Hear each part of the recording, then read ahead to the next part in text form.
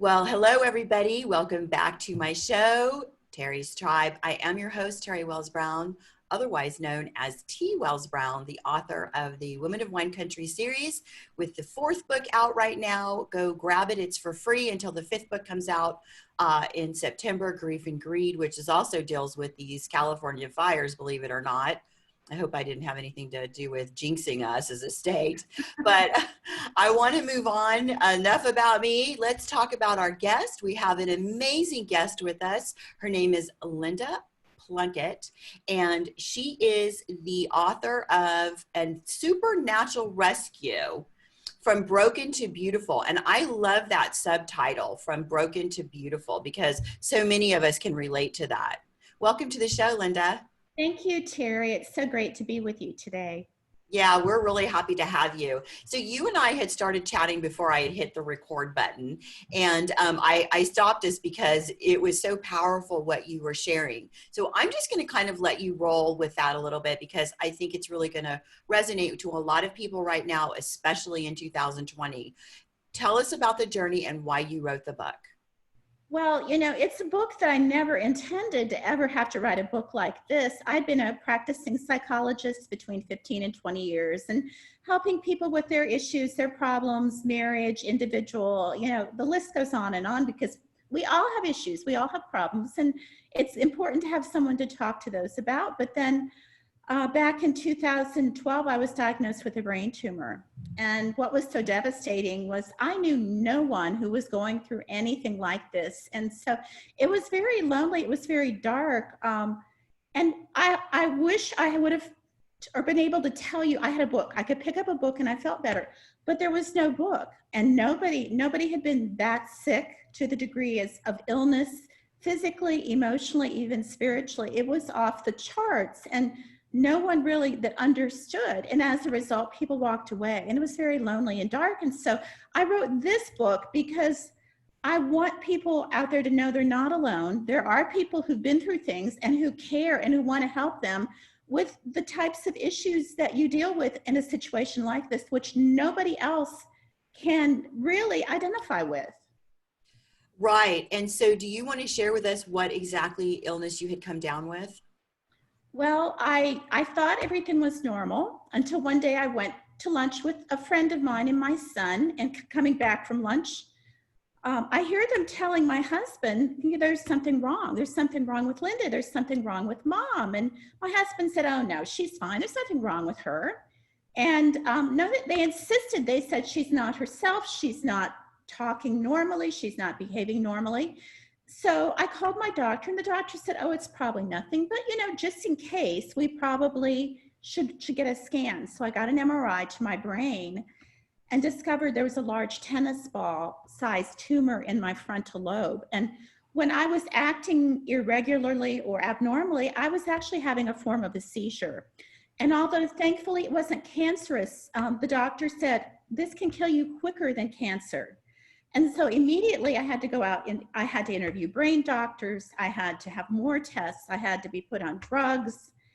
And it was just a whirlwind from the time that I was diagnosed to actually having to have the surgery. And then, well, after the surgeries, another story completely. And that I woke up and felt like a vegetable, which was, I couldn't, no, I didn't have any tools to handle that. I felt like basically an empty vegetable.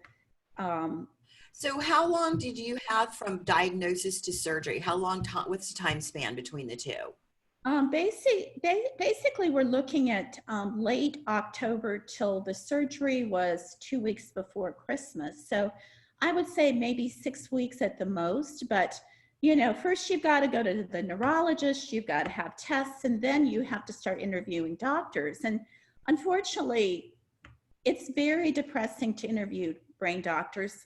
I hate to say this, but a lot of them don't seem to actually understand. Maybe they've never done a surgery, they've been licensed, they have been trained. So to find a really experienced brain surgeon that you feel you could have a positive effect, it's not an easy thing. Most of the people I run into that know someone that's had a brain surgery, they're not here right now to talk about it. Oh. So it's a very, very serious decision. So you can't just say, well, I'm going to go through the yellow pages and pick a doctor. This doctor's going to do my surgery. You've got to go out, talk to them, interview them. And so this is what my husband and I did for a matter of several weeks.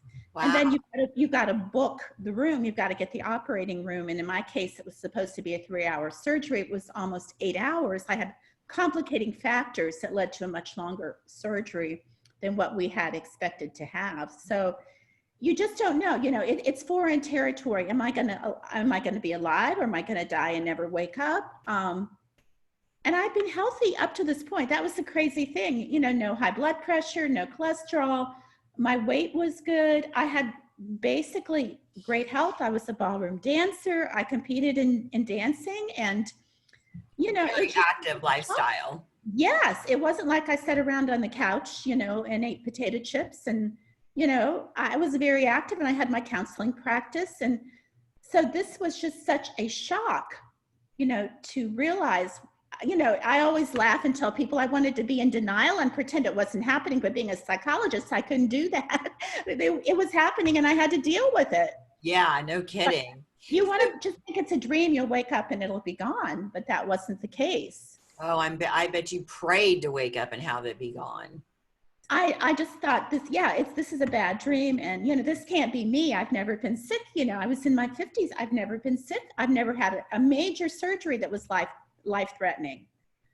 So how long did it take you then from when you first contacted your doctor until you had a diagnosis? Was that pretty quick? It really was, because my general practitioner suggested the MRI. In fact, I really didn't even have a neurologist, but she just figured, it's like my husband said, yeah. It's nothing, it's no big deal. And, as a practicing counselor, I mean, for me, on my end, things seemed normal. I didn't know I was acting, in a abnormal way, and that these were seizures. I had no clue. So it was all just such a shock, so much at one time that I didn't expect. So you got your diagnosis, you did your homework, you interviewed your surgeons, you had your surgery, and then tell us about waking up after surgery. Well, I woke up, and you have to realize they cut my head all the way around from one ear to the other because of the size of the tumor. And so my head was pounding, throbbing, and it felt like there were butterflies in my head. And when I woke up, I just cried, because it's hard to explain. People say, what does it feel like when you say you felt like a vegetable? I couldn't process thoughts. I couldn't walk anymore. I couldn't communicate well. And initially, they put me on really heavy drugs. So my husband said when I woke up, I was talking at a very rapid rate of speed. I wasn't making a lot of sense, but I was telling people that I knew where I lived and I could go home, and I didn't want to be in the hospital, which is really funny. When you look back, that's really funny. But then the meds wore off, and I just felt totally empty, and I just cried, because I remember I had a home health person come to the house because I needed a lot of help. And we had a 2-story townhome. I couldn't even go upstairs to the bedroom because I had no balance. I couldn't walk. And he came to the house, and I put my face in my hands, and I just bawled. I just cried. And he said, get a piece of paper and a pencil and start writing. Well, in the beginning, I couldn't even read my own handwriting.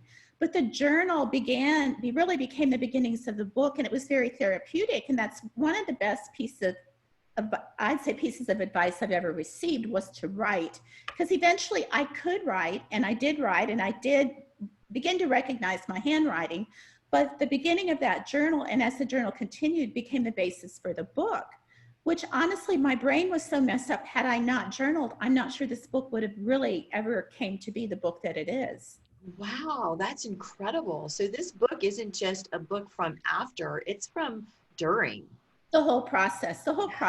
And as much as I feel I need to write another book, like the aftermath of what's happened, but 8 months after the surgery, I did gradually learn to walk again. I got better. It took a long time for me to open my practice again, but I developed fibromyalgia, and I had pain all over my body, and I couldn't sleep. And they said because of the trauma of the surgery to my brain, and a lot of people have falls or accidents, they develop fibromyalgia. Mine was from the trauma from the brain surgery. But that going through the fibromyalgia was much worse than recovering from the brain surgery. So that was really another long story. But yeah, the book continued, and then found a medication. Eventually, But, you know, the whole, you know, it's just so surreal. I look back and I think, how could this happen to me? But honestly, I feel like if I can touch one person and give one person hope that no matter how bad their circumstances, it can change. They can get better. I'm a ballroom dancer and I do inspirational speaking as well. And I was able to speak for a cancer group of cancer survivors in Orlando, Florida at Discover Your Beauty. And my professional partner, Eddie Rivera, and I, we did a dance, an inspirational dance that my instructor wrote and his partner sang while we danced. And then I got to speak, but many of the cancer survivors said, we have never gone through anything like you've gone through, because my battle was emotional, physical, and even spiritual. And it was just so devastating. But I want people out there to know, no matter what you're going through, do not give up. And although I recommend everybody to read the book, it's online. You can go on Amazon and download it. This book is a great book for maybe someone, you know, who might be sick. You don't know how to relate to them.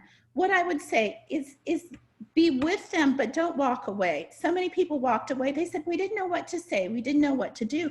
But that is a very lonely, dark place. So, you know, be with them no matter what, but give them a copy of my book because it will help them. I know there's a reason that I've gone through everything I've been through, and I really believe a large part of that is this book. That's great. And I think that that book is going to be helpful for people who don't know what to say. And I think it's even okay to say, I don't know what to say, but I'm not going to leave it. Exactly, Terry, exactly. But be there. Yeah. At the time, I was blessed to have a daughter-in-law, and she was with me, and she actually sat at the table and helped me put puzzles together because I couldn't do anything else. Oh, that's wonderful. I'm serious. I couldn't do anything else. And people said, we'll do puzzles. Well, at one point I went to a major health institution 3 months after the surgery because I was still really messed up. I learned to walk a little bit. I was even driving, which I'm not sure that was a good idea. But I went back to them and I said, you've got to help me. I want my life back. I want to help people again. And I said, put me through tests. I knew as a psychologist, if they put me through the right tests, they could help me. And so I went through a whole day of testing, came back to the news that there's nothing we can do to help you. And I was in shock. This is a major medical institution. If I told you the name of it, you would recognize it right off the bat. And I thought, you know, I can't live like this. I have to find ways to get well. And so then I started reading books by brain doctors and finding there were ways that I could get better. Wow. And so what was the reason, do you think, that they kind of dismissed you? I have no idea. I have no idea. And maybe I'll never know the answer. You know, I want to believe that was back in 2013. I want to believe maybe they didn't have the research at that point. But, you know, it would have been nice if they said, well, we can refer you to someone else. They didn't even give me a referral, which was sent you home. Yeah. And here I am. They're talking to a person who just had brain surgery 3 months ago, who's looking for help. Just give me a name. You know, I would go anywhere, do anything to start getting better. But I had to really do a lot of research. And when people say, what did you do to get better? I think that's probably my next book. And I need to sit down and I need to put that book out there because a lot of people are having issues with their brain, not just people in my age group that are getting older, but younger people who maybe they're doing too much. They're doing too much multitasking. Things are falling through the cracks. They're confused or they forget. I think there's things, if they knew that they could get help for their brains. And so I am thinking I need to perhaps this coming year, make that my project to write another book. Yes. And I gotta say, I think that not only just for people who have brain issues, but I mean, this can be applied to any devastating illness or, you know, condition that happens, not just for a patient, but also for a caregiver or somebody, like we said, doesn't know how to really deal with it. Reading your book can at least give them some hope that just because the medical professional sends you away and doesn't say that there is anything they can do, we all need to be our own advocates for our medical health. We do. And honestly, you know, there again, the unusual thing was I needed help on every level. Well, initially I had to learn to walk and I got help with that. But as far as my brain, learning how to eat, I was 50 pounds overweight because they pumped me up on so many steroids before and after the surgery, learning how to get healthy, learning how to get back in shape, even learning, really figuring out how to repair my spiritual condition, I was very angry at God. When the fibromyalgia cooked in, when the fibromyalgia, I don't even know how to tell you about that happening other than the fact I woke up one day and I had pain all over my body. I couldn't sleep. But when it came about, I felt like I was being punished. What did I do? And I said to my husband, did I do something wrong? Am I being punished? I literally felt like I was being punished by God. But now that I look back, if I hadn't gone through everything that I went through, I would not have been able to encourage people at this point in time to the degree that I can. So while back then it seemed terrible, now I kind of have an understanding or a grasp. all together, right? Yeah. Why it happened the way they did, but there, there's a lot of things we can't answer. Why did I feel, I had the supernatural rescue? God, why did I feel you left me to begin with? But I felt that he left me. And then when he rescued me, I knew he was back, but it took a long time for me to put it together and figure it out. And I think when we're going through things, we're not in a good place. But I do think, especially if you journal, I recommend people journal through hard times. At the end of the story, it might be a month, a year, a couple years later, you'll be able to put it together and better understand why it all happened. I can't agree with you more. I think journaling is one of the most valuable tools that we can use as human beings. As a child, I mean, the reason I'm a writer today is because as a child, my grandmother sent me a journal at 7, Oh, and I that's started writing stories. That's where I wrote my stories. That is so great. And what people don't realize, it's therapy for you, because a lot of what you're holding inside, if you hold it inside and you hold it in your body, and I can tell you as a psychologist, it's not good, it's not healthy. If you take your pen and paper and you write it, you write your feelings, you write your thoughts, and you get it out, it's very therapeutic. And it's out there, and then you can use it maybe later, either to help other people or to put it in a form that that can be used over and over again. Exactly. And I think it's a lot healthier than just going into your car and screaming. And I've done that too. I remember one time I got so angry and I literally yelled at God, but I felt like I didn't get it. I was up in Ohio. I went to help my father out. He was 98 years of age and I couldn't work, but I went to help out Dad, and I was helping him. I got this terrible electrical shock. And I went out in the garage and I yelled and I screamed and I said, God, why didn't you let me die when I was going through the brain surgery? But that night a light literally came through the ceiling. And I don't know if you believe in those things, but I believe there was an angel on the other side of that light, and that angel was there to give me hope. And it was from God to say, you're going to get through this, you're going to make it. And I really needed that at that point in time. Yeah, I do believe in that. I think that there's all kinds of signs that a lot of us don't pay attention to or we dismiss. And then I also believe that everything that's given to us or done to us, we think is done to us, or we survive. There's usually a reason. There's usually a life that we have to touch, or we're being used as a vehicle for something greater, or it will propel us into something, someplace we're supposed to be. So true. You just see it at that time, but God still has a plan for, in the end, like you say, for a better good to come from that. But at the time you're going through it, you just really can't see it. And you just have to be patient and say, I don't know what's going on right now, but I believe there's a plan, and I believe something is going to come out of this, and try to be optimistic in spite of everything you're going through. Yes, but it's hard when you're going through it to stay in faith. It's very hard. Very difficult, yes. Yeah.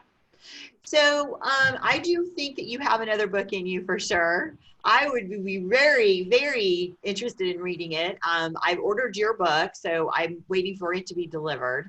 And I want to just say, I'm very inspired by your words, and I think that they're going to actually touch a lot of people. I'm sure they've already touched a lot of people, but especially during this time in 2020, when everything seems to be just in chaos.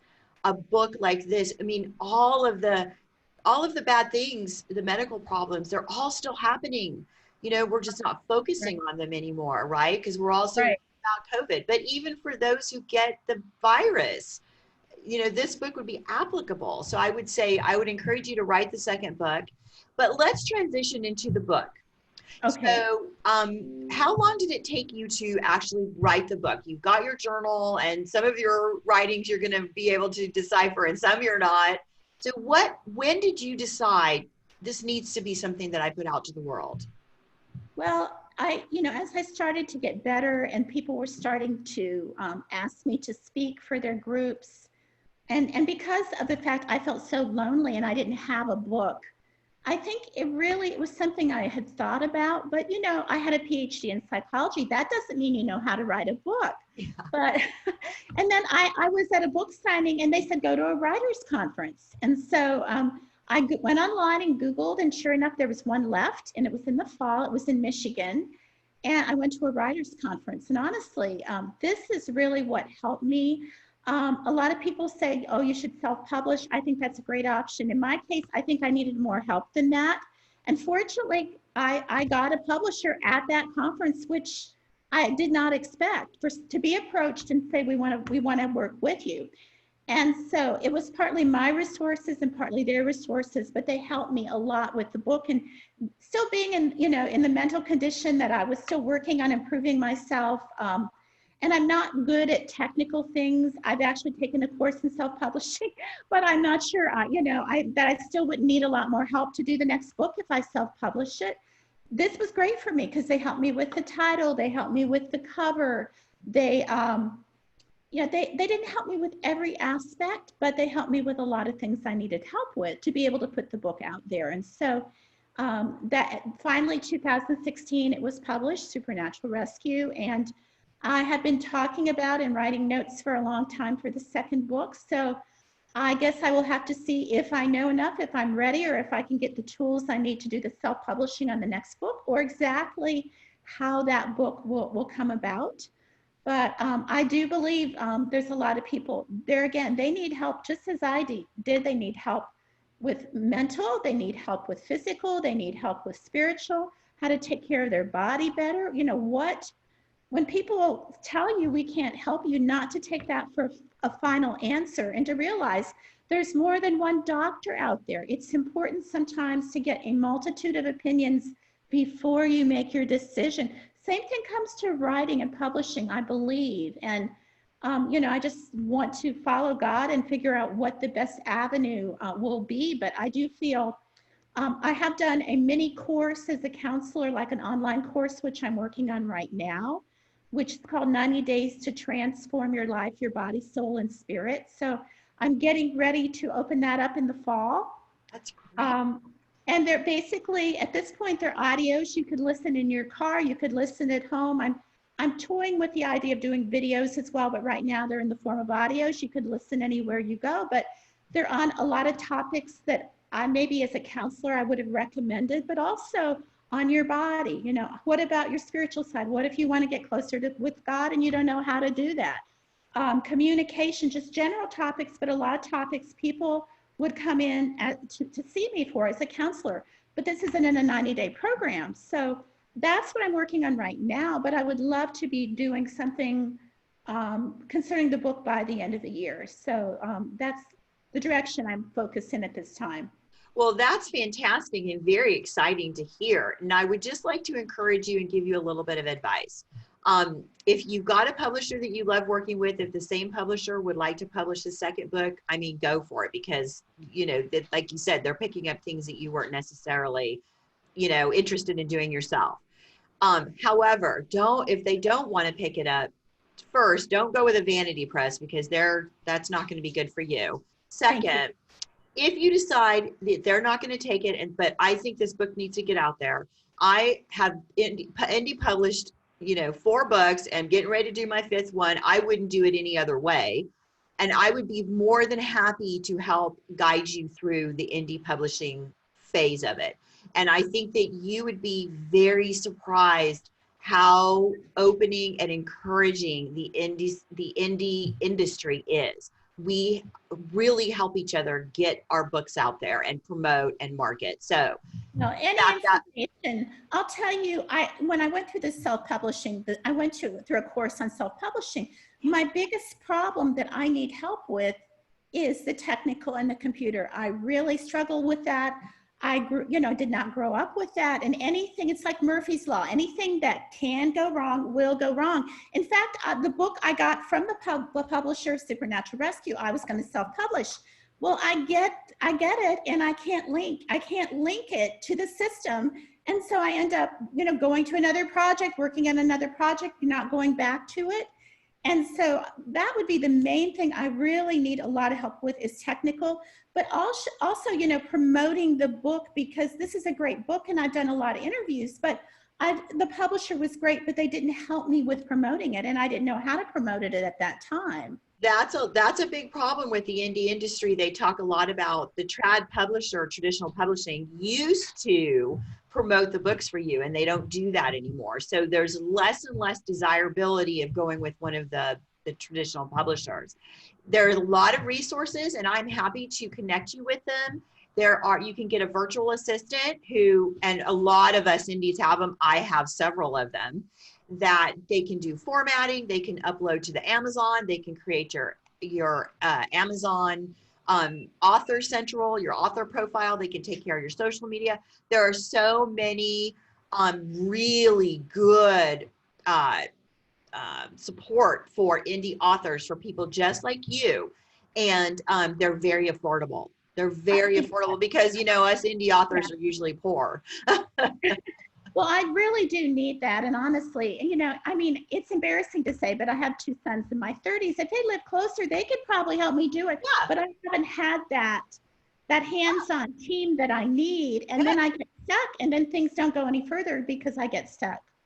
Yeah, and I have a son, he does my website. I get it 100%. So, and like I said, I have several PAs, VAs, whatever you want to call them. Some call them personal assistants, some call them virtual assistants. One of them is in Colorado and I'm in California, and I've never met her in real life, but we have these kinds of discussions, and she does a lot of my back end work, is what I call it.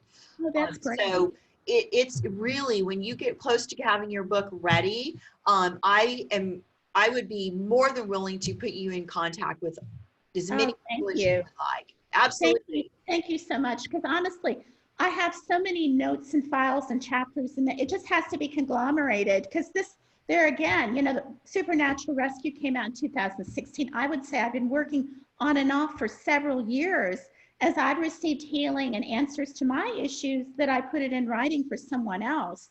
Because there again, there's a lot of people out there that, where do I go and what do I do? And, a lot of times doctors are good, but they have a certain agenda, and that's only their agenda. But to get all the information from, a variety of sources, it's not an easy thing. Yeah, I agree. So we're running up on our time. I have a feeling you and I could sit and talk for hours. So I want to just invite you to come back, especially when you have your next book out. But even before, if you want to discuss your trip through the indie world, if that's the way you decide to go or whatever, I want to leave you with one final question. How did your experience change your counseling business? Because you were a counselor, correct? Exactly.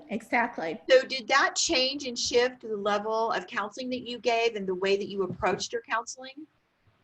Well, I never really counseled a lot of people with physical, issues, but now I have a much better grasp on, there again, once you've been really sick or really ill, how that affects everything else. And one thing I will tell you, this has so affected my relationship with God, because if you'd asked me in the old days, should you get angry at God, I'd say, oh no, you probably shouldn't. But honestly, one thing I've really learned is that God takes the good, the bad, and the ugly. He still wants to walk with you.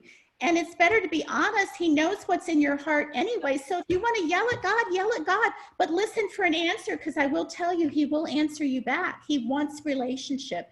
And so many people feel like, oh, God can't deal with somebody like me. I'm angry, or I'm upset, or he can't fix me, when the truth is he just wants us to tell him those things and to be open.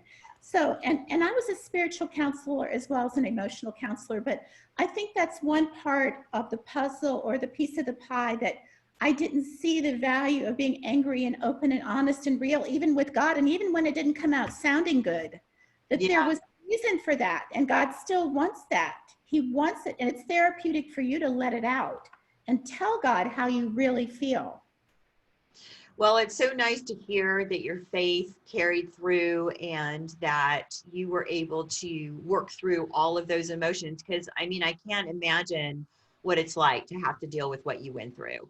And I would say that you are probably one of the more healthy, normal people that's been through a major catastrophe that I've ever had the pleasure of speaking with. And I want to just thank you so much for sharing Thank you, your story with Terry. us. Yeah. Thank you so much. I really appreciate your time and also being able to share with your audience. Well, thank you. And I'm sure you're going to get a lot of people who read your book. And if they want to get a hold of you or want to learn more about you, how would you like for them to do that? Well, there's a couple different ways. My website is lindasPlunkett.com, and that's LINDAS, like Sue, Plunkett, PLUNKETT.com. And there's a website there. You can watch the dance, the inspirational dance, and you can see a number of my podcasts as well. But also on my email, they could email me, and it's hopeforhurting, HOPEFORHURTING at AOL.com. Great. And I will also link the, put the links to your website in the, and your bio in this show notes so everybody has access to you as well. Thank you, Terry. Thank you so much. Thank you so much. And that's another wonderful interview. Thank you so very much to Linda Plunkett, the author of Supernatural Rescue From Broken to Beautiful. I have to say, there's something about the subtitle From Broken to Beautiful that really resonates with me. So I'm going to encourage everybody to go get the book. I actually ordered it because I like to have copies in my hand. So I ordered it. I can't wait to get it. And we will sit with on bated breath and waiting for your next book. Thank you, Thank you Terry. so much. And thank you to everybody who joined us. If you have any questions at all, I'll have links in the show notes. And I look forward to seeing you guys again. And as always, stay safe, stay sane, and we'll see you soon. Bye-bye.